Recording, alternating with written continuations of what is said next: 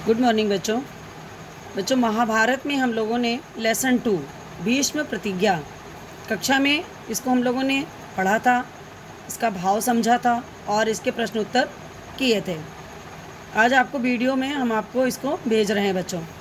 तो जैसे आपने देखा था कि भीष्म की प्रतिज्ञा आपको बताया था मैंने बच्चों कि राजकुमार के रूप में जब देवव्रत अपने पिता के साथ पहुंचते हैं और वहाँ पर वो अपना राजपाट संभालने लगते हैं और राजकुमार के पद को सुशोभित करने लगते हैं बच्चों। तो उसके पश्चात वहाँ पे 4 वर्ष इस तरह से इन लोगों के आपस में बीतते हैं बच्चों, पिता पुत्र के, शांतनु और देवव्रत के। उसके पश्चात बच्चों एक दिन जो है शांतनु जो है घूमने के लिए जाते हैं। तो वहाँ पर उनको कौन मिलता है बच्चों? ये कहानी मैंने आपको बताई थी कि वहाँ पर उनको बच्चों एक सुंदरी दिखाई देती है। वो सुंदरी होती है बच्चों सत्यवती और वो रहती है बच्चों केवट राज की पुत्री।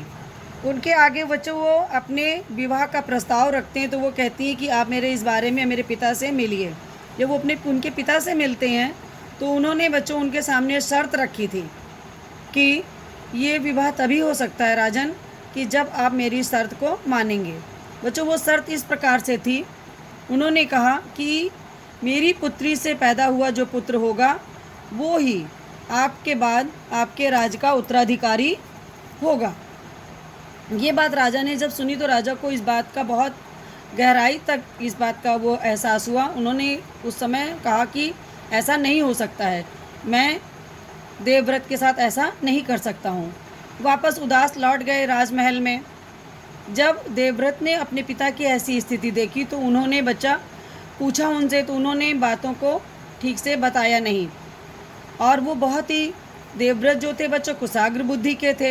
उन्होंने जिसके साथ जिस सत्य उसके साथ गए थे बच्चों, वो अपने रथ पे उस रथ हाँकने वाले को उन्होंने बुलाया, पूछा कि आज महाराज कहाँ कहाँ गए थे, किससे मिले, क्या बात हुई।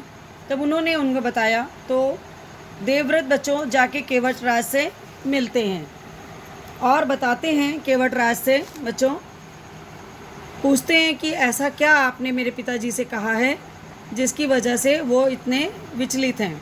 तब उन्होंने बताया कि मैंने ये प्रस्ताव आपके पिता के सामने रखा था। तो इन्होंने कहा इसमें कुछ नहीं, ऐसा कुछ नहीं है इसमें, मैं जीवन भर विवाह नहीं करूँगा और आजन्म ब्रह्मचारी रहूँगा, तो मेरे संतान नहीं होगी। अब तो आप संतुष्ट हो? किसी को भी जो ऐसी आशा नहीं होती कि कोई एक ऐसा नवयुवक तरुण कुमार इतनी कठोर प्रतिज्ञा कर सकता है। लेकिन बच्चों देवव्रत ने ऐसी ही भयंकर प्रतिज्ञा ली थी अपने पिता के सुख के लिए और इसीलिए उनका नाम बच्चों भीष्म पड़ा।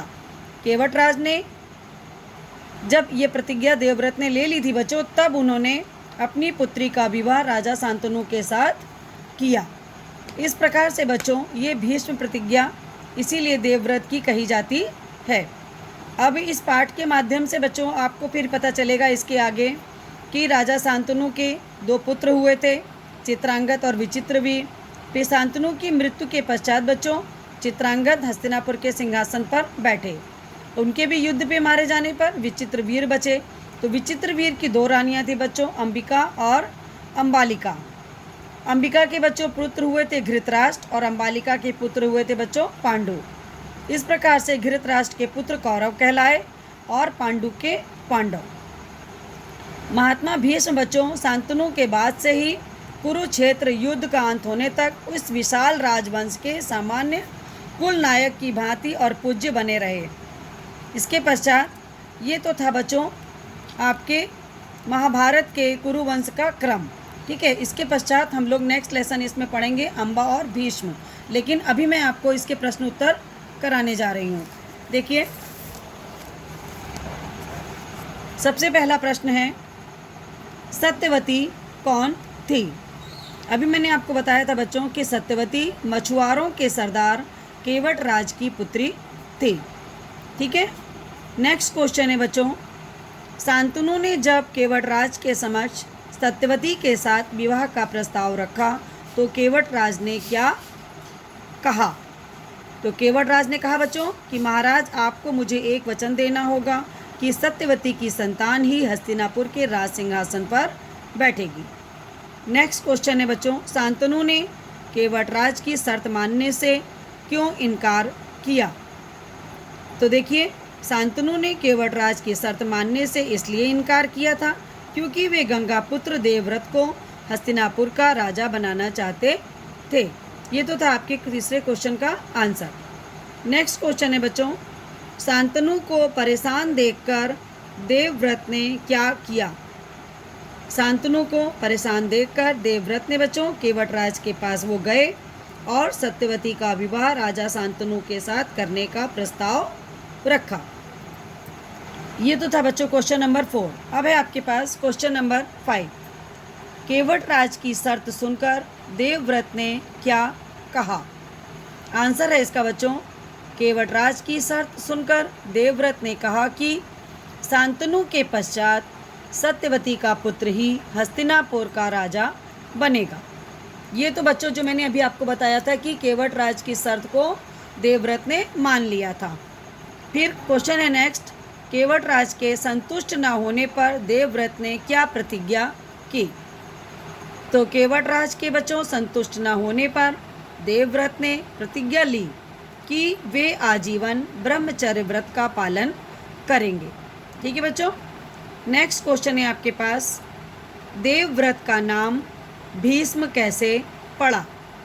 तो बच्चों अब आपको मैंने बताया था इनकी भीष्म प्रतिज्ञा कैसे हुई। जीवन भर विवाह न करने और आजन्म ब्रह्मचर्य व्रत का पालन करने की भयंकर प्रतिज्ञा लेने के कारण देवव्रत का नाम भीष्म पड़ा। क्वेश्चन नंबर आगे बेटा देखिए, सत्यवती से शांतनु के कितने पुत्र हुए और उनके नाम क्या थे? सत्यवती से बच्चों शांतनु के 2 पुत्र हुए थे, चित्रांगद और विचित्रवीर। नेक्स्ट क्वेश्चन देखिए, विचित्रवीर की कितनी रानियां थी और उनके क्या नाम थे? आंसर है बच्चों, विचित्रवीर की 2 रानियां थी, अंबिका और अंबालिका। नेक्स्ट क्वेश्चन है बच्चों, अंबिका और अंबालिका के पुत्रों के क्या नाम थे? तो अंबिका के पुत्र का नाम तो बच्चों बताया मैंने अभी आपको था कि घृतराष्ट्र था और अंबालिका के पुत्र का नाम पांडु था। नेक्स्ट क्वेश्चन है, घृतराष्ट्र और पांडु के पुत्र किस नाम से प्रसिद्ध हुए? तो बच्चों घृतराष्ट्र के पुत्र कौरव के नाम से और पांडु के पुत्र पांडव के नाम से प्रसिद्ध हुए। ये तो था बच्चों आपके क्वेश्चन आंसर। यहाँ तक बच्चों ये लेसन आपका कंप्लीट होता है। इसके पश्चात हम लोग नेक्स्ट क्वेश्चन पढ़ेंगे इनके आगे की कथा। ठीक है, धन्यवाद बच्चों।